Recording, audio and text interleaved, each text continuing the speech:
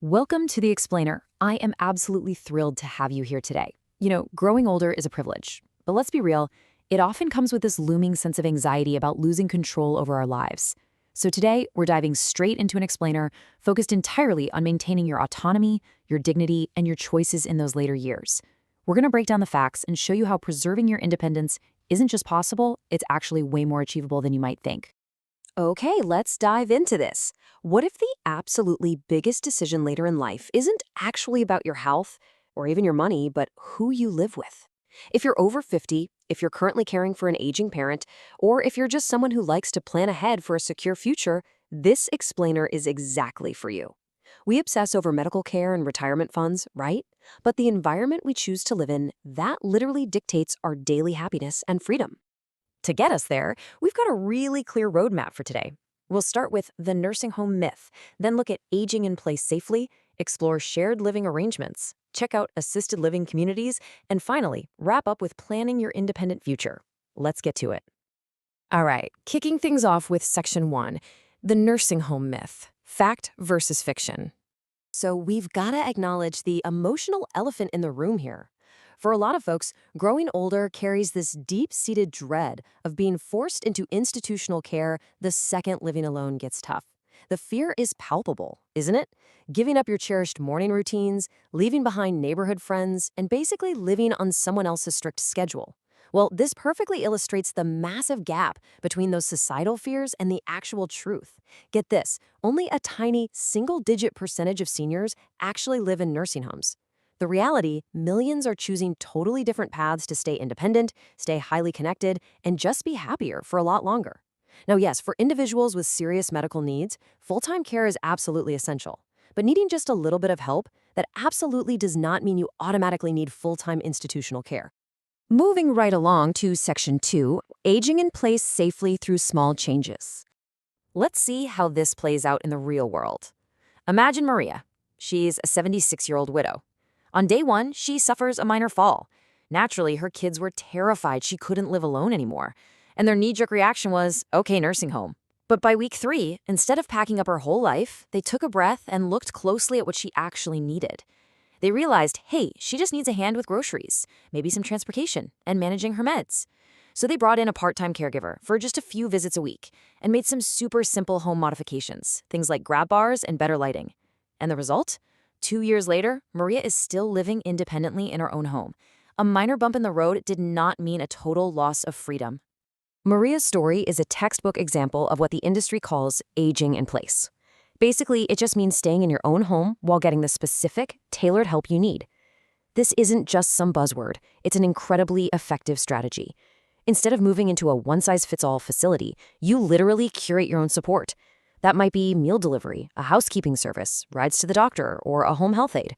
You're in complete control. And to make aging in place work seamlessly, everyday technology has become our absolute best friend. Tech is like the perfect bridge between staying safe and maintaining your lifestyle. Just think about it. Simple video calls dramatically cut down on loneliness. Those everyday smart speakers sitting on your counter, they act as incredibly reliable medication reminders. And modern wearable devices provide instant fall detection and emergency contact. For so many older adults, these super accessible tools strike the ultimate balance between being safe and staying totally independent. So the crucial point here is that staying at home works best when the environment itself is actually safe.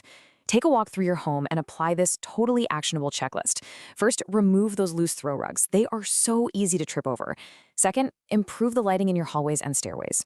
Third, install handrails wherever you might need just a little extra stability. And fourth, proactively reorganize your space so the things you use all the time are within easy reach. These little tweaks cost next to nothing, but they prevent accidents before they ever happen. Which brings us to section 3, shared living arrangements, focusing on companionship and support. Look, living completely alone is absolutely not a requirement for avoiding institutional care. Actually, a growing number of older adults are jumping into shared living arrangements. Why? Because it offers built-in companionship, significantly lower living expenses, and immediate support if there's an emergency. And the science totally backs this up. Strong social connections aren't just nice to have. Research consistently proves they are linked to vastly better mental and physical health. Just having someone nearby for shared meals, rides, or a quick morning check-in can virtually wipe out the health risks we see with isolation. But here's the real secret to making this work. You don't have to give up your privacy to get these perks. Families today are getting incredibly creative. They're establishing entirely separate private living spaces right on the same property. We're talking finishing a basement apartment, converting a garage into a beautiful studio, or building a dedicated in-law suite. This brilliant setup means everyone gets to maintain their completely independent daily lives, but the peace of mind knowing help is just a few footsteps away, that's priceless.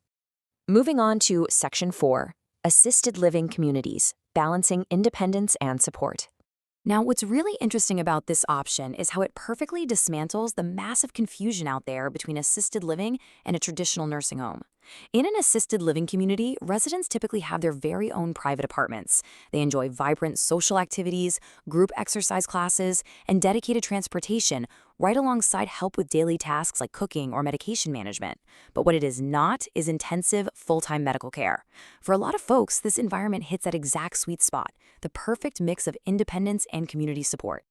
And finally, Section 5, Planning Your Independent Future. It's time to start the conversation. I really want to let this quote sink in. Waiting until a crisis happens often limits your options. Seriously, this might just be the single most important takeaway of this entire explainer. If you wait for a sudden fall, a hospital stay, or some unexpected illness, you or your family are going to be forced into making rushed, highly stressful decisions. The absolute best time to start this conversation is right now, today, while you are healthy, clear-headed, and firmly in the driver's seat. To get that conversation rolling, you need to ask yourself a few essential questions and really chew on your answers.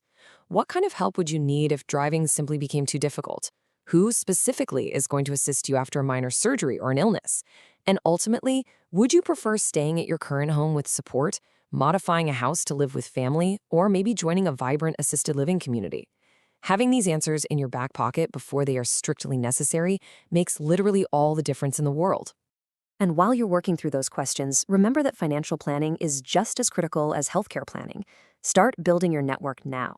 Actively check what services your insurance actually covers. Dig into research on long-term care insurance options. And crucially, don't forget to explore your local senior centers and nonprofit organizations. You'd be amazed. Many communities offer incredible meal programs, caregiver assistance, and transportation at very little or absolutely zero cost. You probably have a total wealth of resources right in your own backyard. I want to leave you with this incredibly powerful reframe of what it actually means to grow older. True independence means knowing when to accept support so you can continue living life entirely on your own terms. Independence isn't about stubbornly trying to do every single thing alone. It's about retaining the power of choice.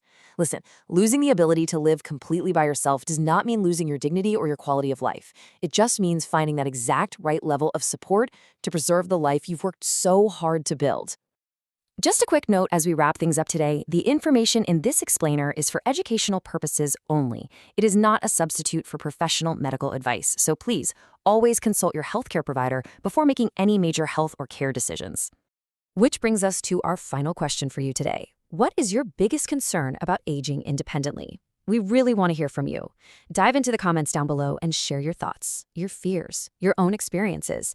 Your story might just be the exact thing that helps someone else watching this feel a little less alone. Thank you so much for hanging out and learning with us today on The Explainer. Start planning, stay empowered, and we will see you next time.